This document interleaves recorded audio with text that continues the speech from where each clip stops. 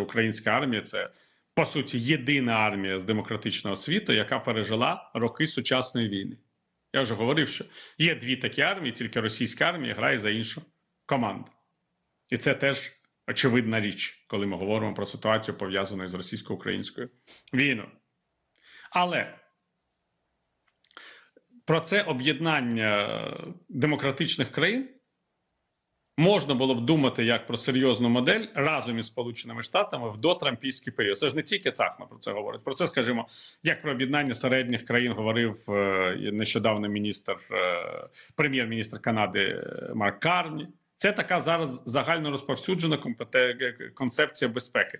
Демократичні країни, країни здорового глузду, єднайтеся. Навіть, я так сказав, не агресивні країни єднайтеся.